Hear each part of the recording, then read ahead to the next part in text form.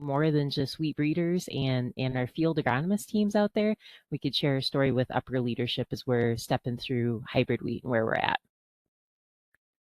Like I said, I'm presenting on behalf of our entire business. And so the three main partners that we have working in the wheat space at Corteva, it is R&D, which is of course where I am. I'm in the part of Corteva that's called seed product development. So in the R&D, responsible for bringing the genetics forward. And then of course, because I work for a large corporate ag company, there's a business component.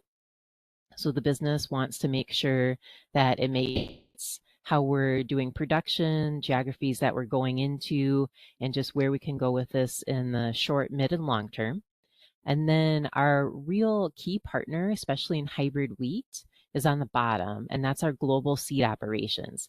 And so those are the folks that take our parent inbred handoffs, and they not only increase the parent inbreds, but then are also responsible for making the hybrid seed. And as we know, making the hybrid seed and making it well at scale has actually been one of the real challenges with hybrid wheat over the past couple of years. And so these are the three main parts of Corteva that are spending a lot of time together and working on hybrid wheat. So, but I did want to kind of give a real shout out to our global seed ops. Their partnership has just been incredible over the past several years. This is going to be a very North America centric talk, so I'm just being really upfront about that right now, and as well as where Corteva plans to go with our hybrid wheat.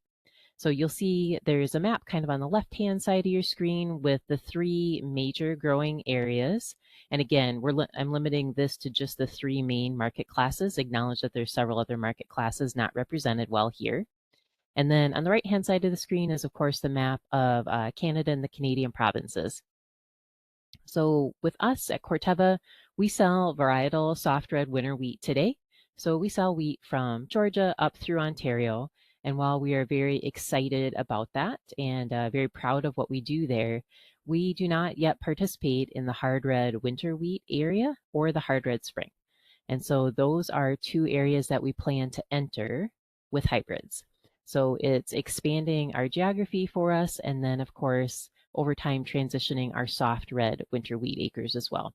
So again, just wanted to frame up this very North America centric talk.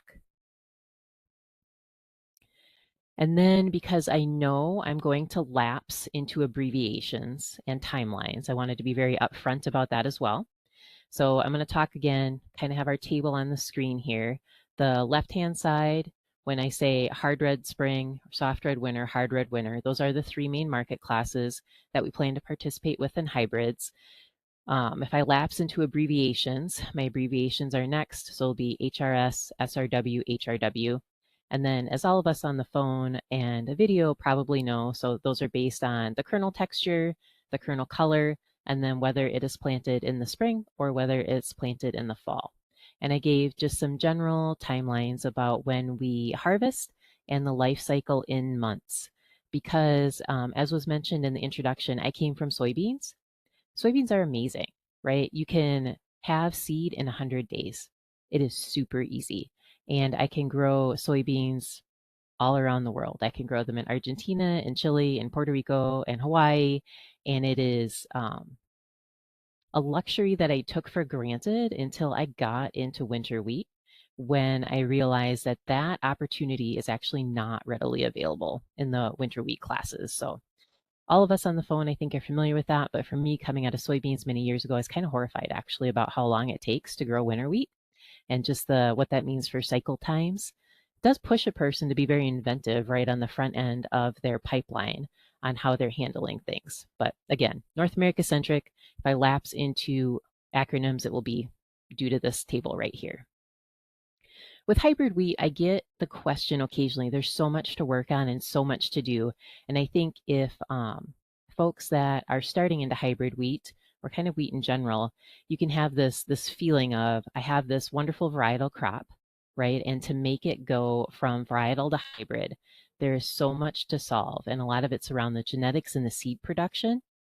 And it can kind of, start to feel overwhelming. But for me, the interesting part about hybrid wheat is seeing all the different pieces and how it's really just a puzzle that we're building, right? So we're building different genetic production, all these different types of pieces together, making the right connection, knowing that we are aimed at hybrid wheat as our final goal.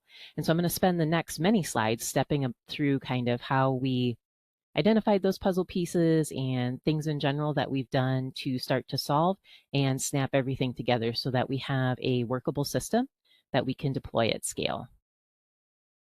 And this is our challenge. I think all of us know this. But the challenge, if you look here on the screen, you think about the size of a wheat head, and you think about, it's not probably not even quite as big as the palm of your hand, depending on how big your hands are. And that each of them are covered in many small, complete, perfect flowers, where you have that male and that female component of the flower really close together. And I do like to give my corn colleagues a little bit of a hard time because Corteva, you know, started kind of, if you go back through the pioneer part of it, back in, I think, 1926, on the idea that hybrid corn would out yield varietal corn. But they had such an advantage because the female part of the flower is the ear, right? And that's about hip height. And the male part of the flower is the tassel, and that's at head height. And if you need to separate those, you can just cut the top of the plant off. Whereas if we go through and cut the top of the plant off, we have lost all of our seed. And so bringing forward an interesting genetic solution to help solve that challenge so that we can have, pollen producing parent, that male inbred separate from our female. We don't want our female to produce pollen. And then being able to have that pollen move appropriately, it's really quite the challenge to solve. But I think this group knows what wheat looks like, but I do use this picture quite a bit just to show folks the complexity and how many flowers are packed into a very small space.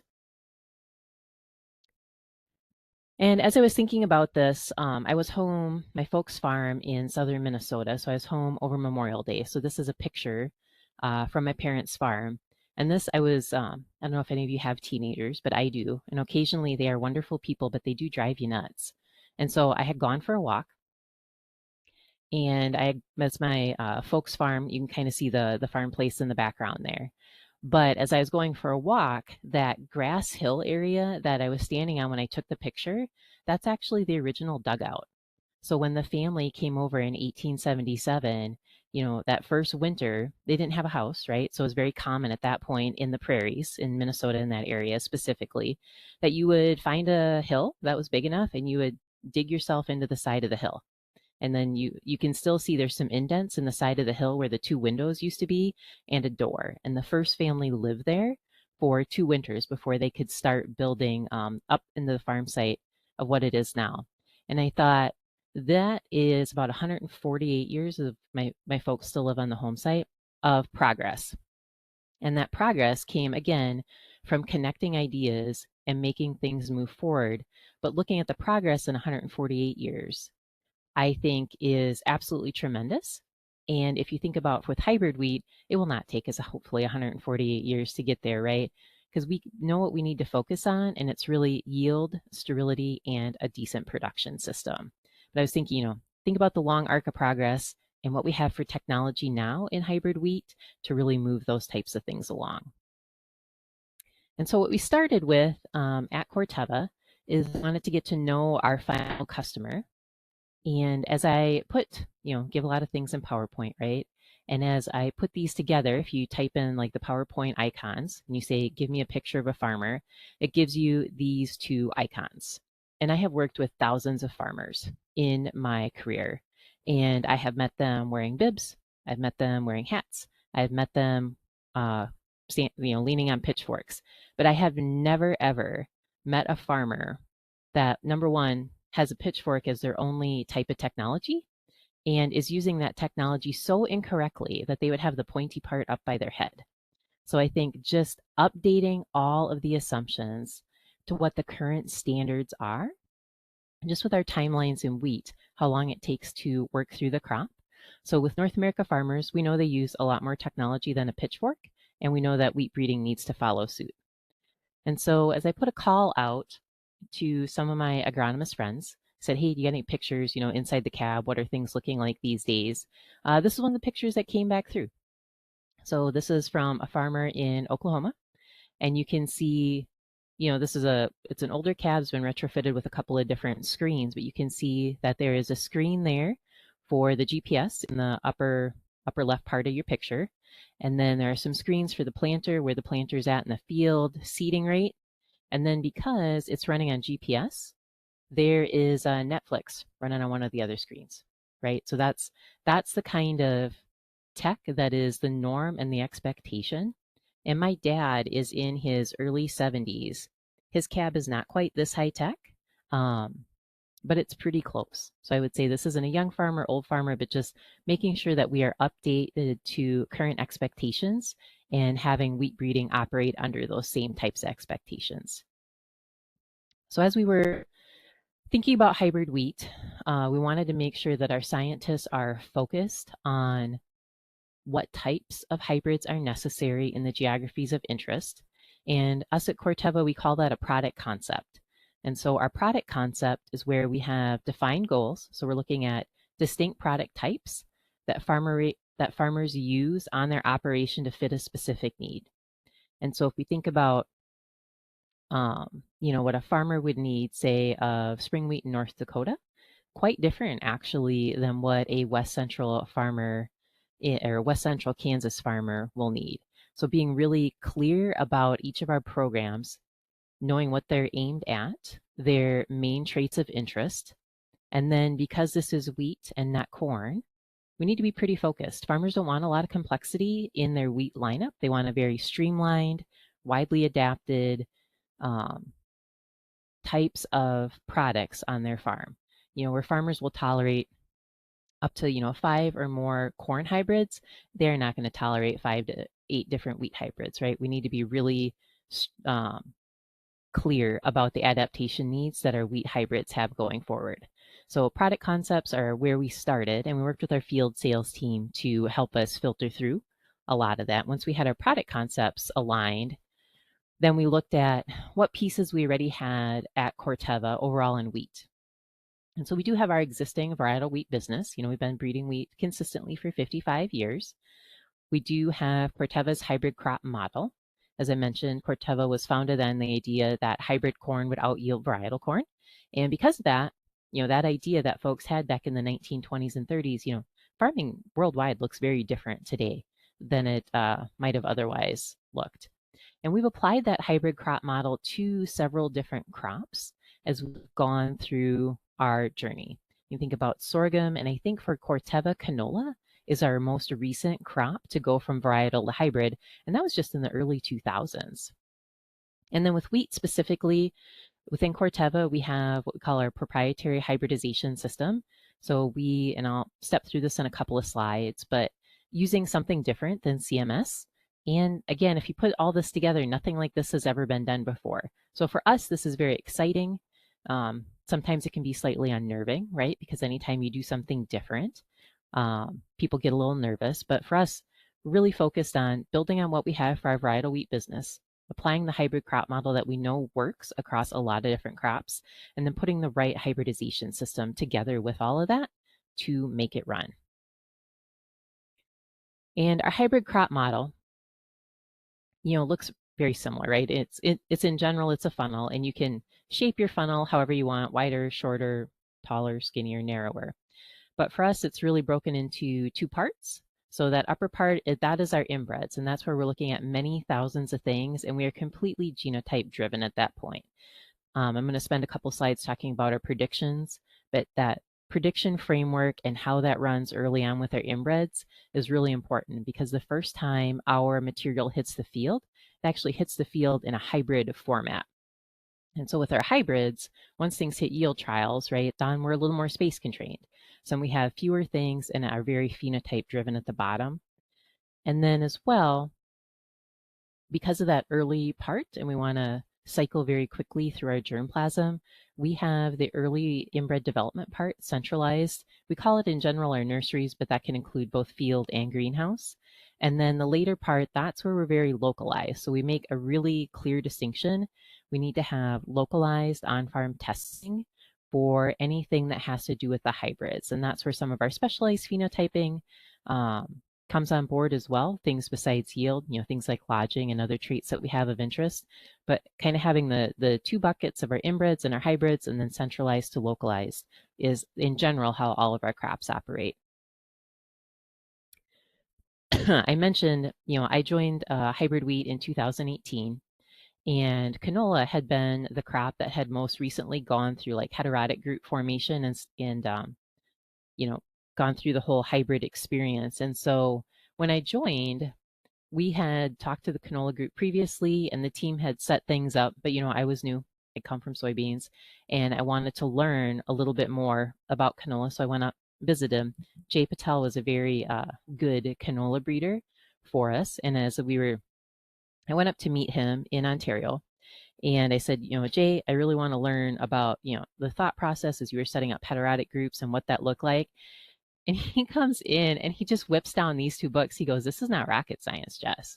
He's like, "You get what you select for, and it's all right here." And he whips down Dr. Hollauer's Quantitative Genetics and Maize Breeding, and then papers on quantitative genetics and other topics. He said, "You just have to do it. You get what you select for." And I thought that was an interesting perspective from a crop that had gone through that conversation more recently, right, than say corn or sorghum. And after being through all of that, he's like, the theory works. You just need to do it. And I thought that was such a straightforward way to approach heterotic group formation. And so we took that back with the team, right? And like I said, I joined partway through our hybrid wheat story. But so as we were setting up heterotic groups, this was another thing I think, unless you work in a company like Corteva, especially with graduate students, I do get the question, right, of how do you make these types of decisions? And for us, it was really pretty straightforward. We gathered all the data that was available. Of course, we read all the literature that we had, worked with a lot of our statisticians to go through some different method evaluations and some simulations. And I don't know how other companies have stepped through this, but y'all, we had some spirited debate about how we wanted to do het group formation and het group setup. I mean, we had some debate and it was all good fun and good natured, but we just really hammered through it. And so once we had everybody agreed, had gone through all the literature, evaluation, simulations, and then we just had to do it, right? So selected our heterotic groups within each of our market classes, and from there we've just stuck with it. And we've seen things start to separate really, really well over time. But I do think as we're starting in the hybrid wheat journey, I think setting up heterotic groups can actually be a tripping, like a thought process people can kind of get tripped up on is the how to do it and if you are doing it correctly. And for us, what we've seen is once we're comfortable with our methodology, selected our het groups and stuck with it. Again, like I said, Jay came in and he whipped those two books down on the table, but it really works. The theory, it's amazing. Thinking about genetic theory across crops and how well that it actually works. And this is in general. So now we have our product concepts, so we know what we're aiming at. We have our heterotic groups established, and then putting in some general framework of how we wanted to approach hybrid wheat breeding in the company. It's all based off of our stable and efficient inbred development, because as you know, without inbreds, you don't go anywhere, right? And that you need to have the right number of inbreds every year to make your estimation sets run. I mentioned our early testing. Our heterotic groups, once we were set up, then it's about separating. And it's just about rapid genomic recurrent selection. Again, corn's been doing this for a lot of years, but they were doing it phenotypically, so visually, for many, many decades. And with the genomic recurrent selection, we've seen our ability to separate things really, really quickly.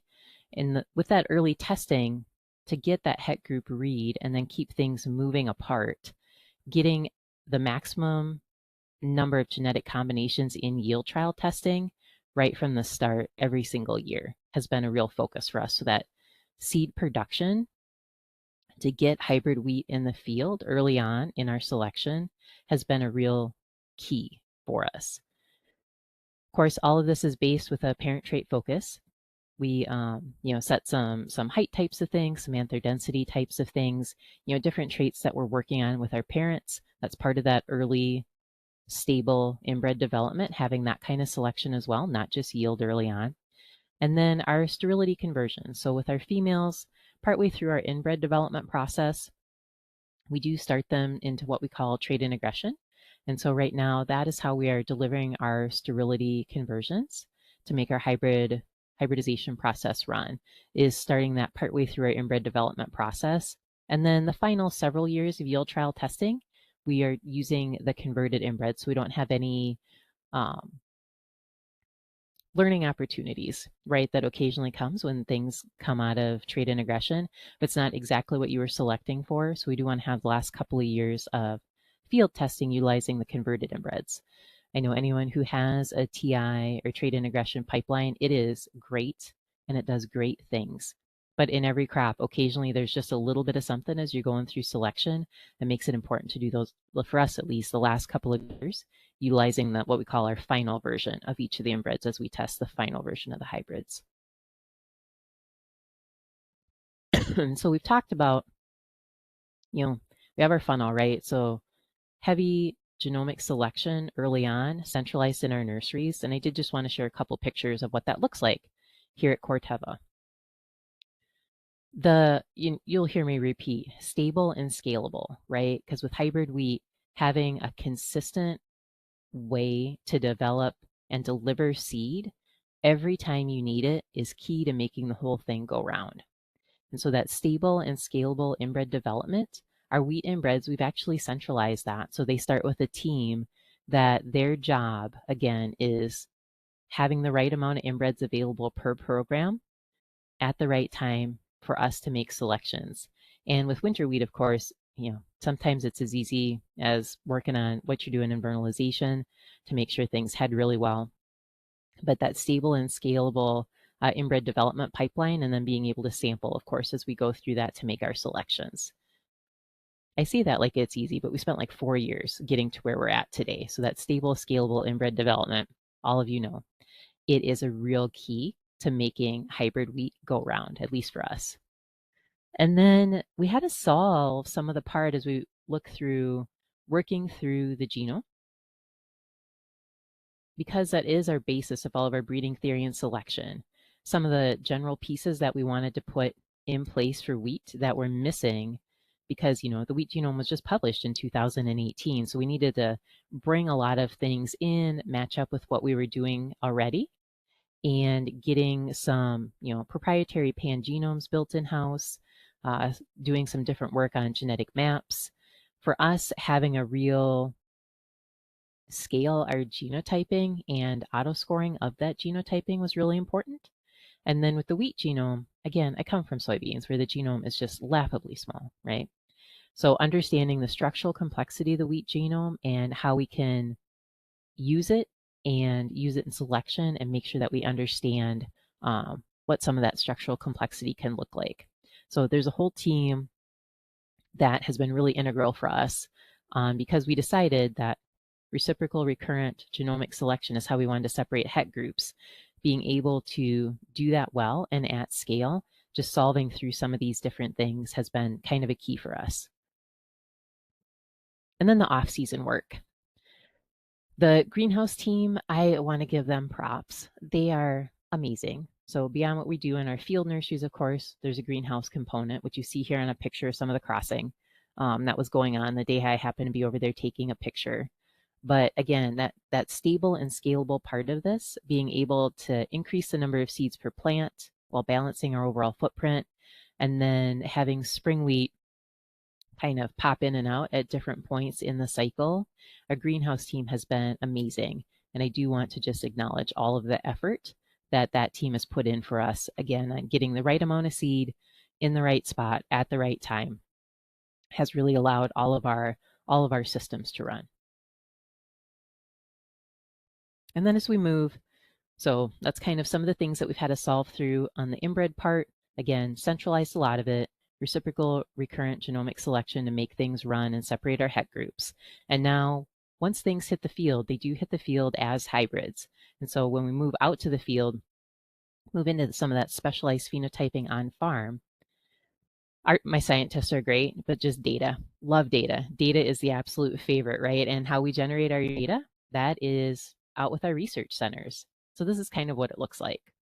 So we have our multi-crop research centers scattered out and about around the countryside, and this was where our final several years of testing occur. You can see there's some nursery pictures on the right-hand side.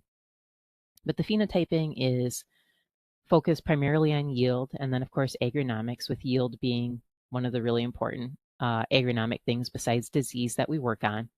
Specialty traits, including all the way through to our end-use quality traits in wheat. And then environmental characterization. So as our phenotype is coming back in, it allows us to feed our environmental characterization models to make sure that we are testing in the right environments to hopefully, again, match up to that product concept that we wanted to work through. And the purification part of this, I don't see the purification folks get a huge shout out in a lot of talks, but again, the right kind of seed in the right spot at the right time. So if Global Seed Ops is expecting X number of pounds of seed from me, of a parent inbred to match up with a certain point in our testing, we do need to be able to deliver that. So our purification as well happens with a couple of centralized teams out in the field, and those folks are really, really amazing and great at what they do. With our estimation sets, if you walk into almost any of our sites, the majority of what you'll see is actually estimation sets. We've just put that as a foundation on how we want our programs to run long term. Again, we want to be able to do that genomic selection at scale. And this is a picture of one of our sites. So you can see I have a couple of icons across the top there. There's a lot of different people that are in and out of our sites taking different types of data. We have very traditional types of data, like, anything that you can do with a combine, or, some of the things that are just really core to what we do. But also we move to a lot of specialized drone phenotyping for things like height and lodging. And then some of the sampling and just how that feeds into our overall system integration. So getting all that data together and back so that our breeders can make decisions. Right now, I had mentioned kind of at the top of the call, 2 of our winter wheat programs, they are more than 50% harvested. So they can see the decision timeline coming, right? And they need to be able to bring not only what is coming off the combine, but with how the estimation sets are updated, any sort of the drone phenotyping specialty, all that needs to come together. And so the system integration part of that to allow our scientists to be able to make decisions, not only really accurately, but really smoothly in a tight time window has been really, really key for us. But again, if you walk into a lot of our sites, you will see there's a real emphasis on having our estimation sets and having them kind of at the right scale to feed our models long term. And that's just something that we've decided is a real key for how we want to do this. So shifting now, so we've talked about our product concepts, how we're working through the inbred part, a little bit about the hybrid part. And as we transition partway through our inbred development, we do transition into the sterility part. So we call that our hybridization system, proprietary to Corteva, novel to Corteva. It is patented and developed just with good old-fashioned traditional plant breeding. So this is a non-GMO, non-CRISPR type of thing, but based on 30 years of biology and hybridization research. This, our hybridization system was actually based on something that was found in Pioneer back in 1993 when they were looking at sterility systems in corn and different sterility loci. And then that information kind of sat hanging out with that team till the wheat genome was published as it was getting closer in 2018. And then we could look through what is available for beyond the known sterility loci in wheat, what is possible there, and we could put together what those folks had found 30 years ago in corn. And then, of course, leveraging a lot of our new breeding tools and technologies that have come around since then.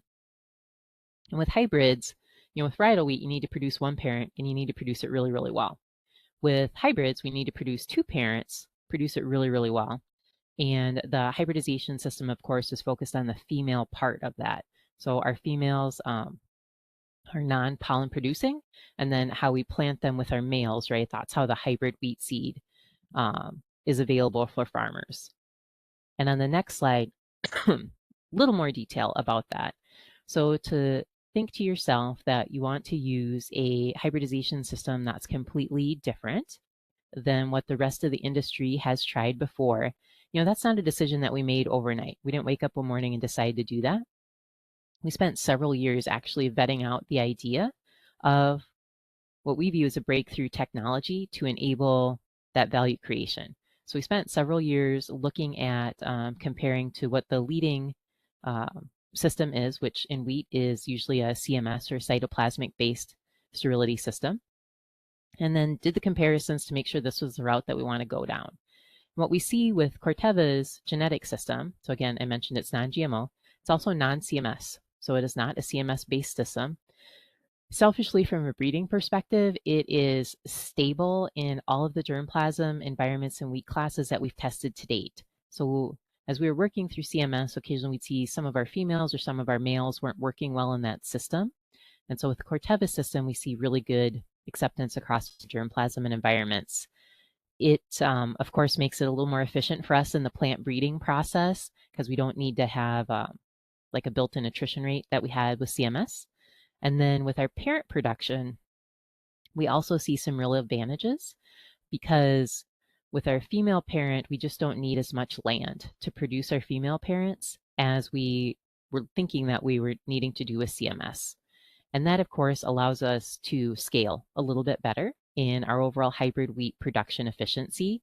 So like I mentioned, it works well in all environments and geography because it's system germplasm independent. It has allowed us to focus on parent traits in a little more targeted way. So we've spent that additional space that freed up focused on parent traits and delivers for us a nice production cost advantage.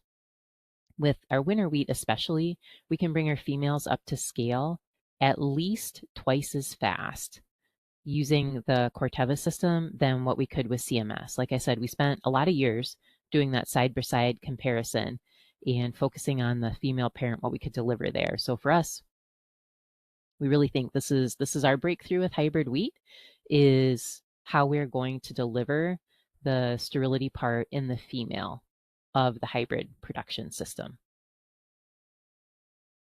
We don't have our season's results in yet, but I thought I'd share what we saw in 2024. So the hard red winter wheat, so if you think about that kind of that Kansas, Colorado, Nebraska, Oklahoma area, you can see we have some yield in bushels per acre on the left-hand side with our 3 leading varieties, what we have targeted as our initial launch hybrids for that 2027 timeframe, and then pipeline hybrids around. So we see a nice yield advantage with our initial launch hybrids, but for me, it's more exciting to see that the selection in the pipeline is working with things that are coming later on, having some of that additional genetic gain. So we know our initial hybrids have some nice yield increase over commercial varieties, and we do see that increase grow under stress conditions. If you think about like a heat drought stress condition, that's where we see that yield advantage grow up to 20%. With the pipeline hybrids, that's really saying that our selection is working. We have some real benefits because, admittedly, corn pays for the drones and wheat just uses them, right? So we have some real benefits of leveraging in that across Corteva R&D methods. And with 2024, our harvest results were consistent with what we had seen previously, and they appear to be consistent with what we are seeing in 2025. So this is as we're wrapping it all together from product concept to inbred creation, testing in the field, hybrids, converting for sterility. This is what is starting to look like overall. And then our producing it at scale, right? So this is a picture of our global seed operations folks out in the field. And this is the team that we in R&D work really closely with about being able to scale that handoff and what it is going to look like over time. And it's really surprising when you think about, we produce several million units of wheat already every year for sale in the eastern US. And then thinking about how we scale that out to go west and north and how we can do that in a really cost efficient manner, because we know farmers are very practical people. And so they will pay for value, but like any good consumer, right, they're never going to overpay. So we want to make sure that the scale that we can deliver seed at is commensurate with what the value that it will bring. And because this would not be a hybrid wheat talk without at least showing a couple pictures of anthers, here we are. So anther density is one of our main traits that we're focused on the male side. And so you can see it out of the floret. So when we talk about anther density, that's what we're talking about there. And anther density for us, that was actually the first AI model generated at Corteva was for anther density, and that was back in 2018. So for us, first AI model at Corteva that was about anther density, and we see just really nice correlation with what with what basically the more anthers you have, the more pollen you have, right? And now that we have a way to phenotype it really quickly out in the field, we're able to build our estimation sets up around it. And the other thing for us, anther density has really nice heritability in our germplasm, which allows our breeders to select and move it forward. Anyhow, more anthers we see, it's heritable, the more hybrid seeds that we get. So that's kind of the point of my anther density story. Okay, and then production, right? So with the production part of this is where I start to step out of my expertise. So working with our global seed ops folks, they are really big in the right amount of seed, right place, right time. So I've learned a lot about parent planning at Corteva, some of the quality assurances that we're putting in place, some of the quality assurances that we do for field production, and how we are going to step this out into our overall commercial supply chain. And this happened to be a picture inside our Litchfield facility when we were there last year. So kind of wrapping this up, and hopefully we should have some time for a chat and some questions. So with Corteva wheat, we have our existing varietal wheat business, been doing it for 55 years. We have applied our hybrid crop model to a lot of different crops over time, and wheat is our next on our list. Have a proprietary hybridization system, which we feel is very exciting and has some real advantages on how we want to do breeding in the hybrid wheat space. And just acknowledge that nothing like this has been done before. So excited to step through that with the industry overall and look forward to where the journey takes us. One last picture. So again, like I said, I was up at my folks' farm in southern Minnesota back on Memorial Day weekend, and they had recently taken down, one of those like big red wooden barns that had gotten hit by a wind event, so it had taken the roof off. But they had kept some of the stones, and so this was a pile of stones that they had kept. And the barn was put up, we think, right around like 1900. And according to my great uncle Robert, the person who started flattening the stones, because what you see in the kind of the middle there, those are the flat stones or the cornerstones where you had to start building. And he said, it was a quote old guy, which Robert was a kid at the time, so he was probably 30 or something, right? But the old guy was sitting around smoking a pipe, and he said he'd spend some time and he'd look at each rock. And he'd walk around and he'd look at it, walk around and look at it, and then he'd hit it with his hammer and a chisel. And then he'd walk around, he'd look at it, walk around, look at it, and hit it with his hammer and a chisel. And over time, after a course of a day, he had the cornerstones and all the flat stones so they could start building. And then from there, foundation, then they could build. And I think with hybrid wheat, again, as we connect those ideas, if we get the right foundation in place, the right sterility system, right germplasm, get your heterotic group set and focused, I really feel like getting that foundation set and then the rest of it will just go up from there. And so with that, Corteva's been in the public space looking to launch hybrid wheat in the hard red winter in fall of 2027. So for us, it's getting pretty close. We feel like the time is now. Thank you.